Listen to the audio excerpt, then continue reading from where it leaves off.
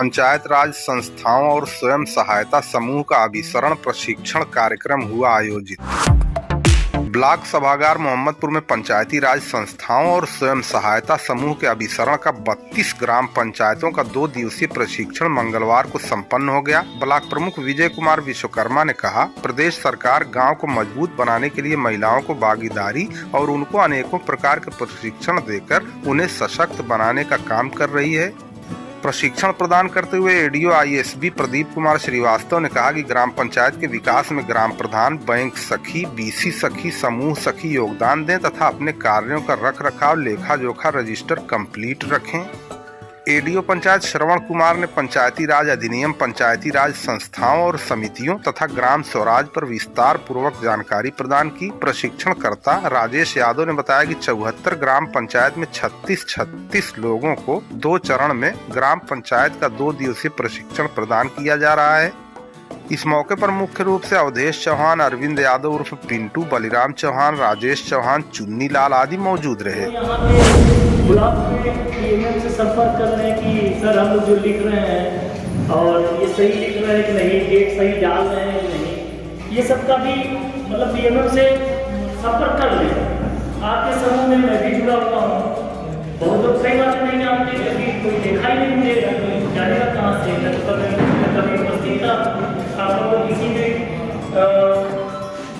Meeting में कभी उपस्थित नहीं था, इसलिए आप लोग अध्यक्ष और कोषाध्यक्ष को पैसा निकालना है, कार्रवाई पूरी लिखी गई है, लेकिन इनिशियल जो कटिंग पर दस्तखत किया है तो वही जिम्मेदार माना जाएगा।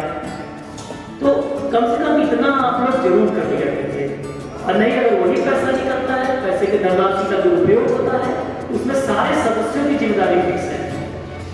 आप लोगों से यही कहना है कि ज्यादातर किसी को कोई जानकारी नहीं है, एक समूह सखी बन नहीं है। समूह सखी हमको लगता है कि विशेषकर किसी की बैठक नहीं करती है सारे समूहों की।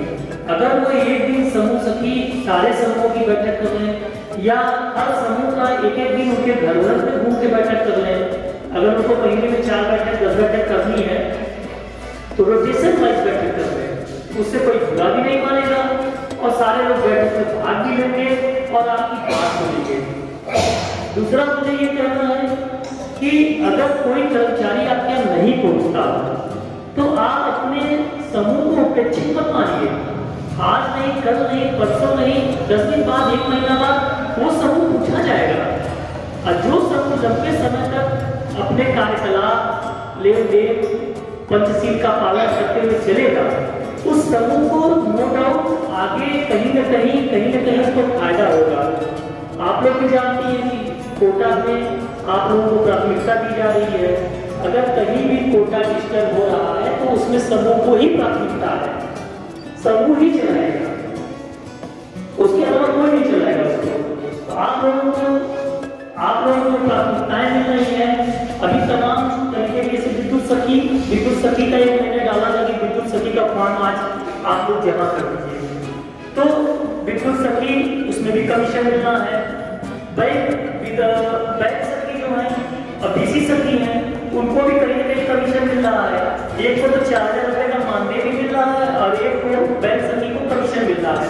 जितनी धनराशि निकालेगी उसका उनको कमीशन फिक्स है। सरकार ने एक आदेश ये भी कर रखा है कि जो मनरेगा के जो भी धनराशि आती है लेबरों का, उस पैसे का जो निकासी होती है वो बैंक सखी ही करेगी अपने गाँव में, दूसरा नहीं करेगा। तो ये भी आप लोगों को फायदा है।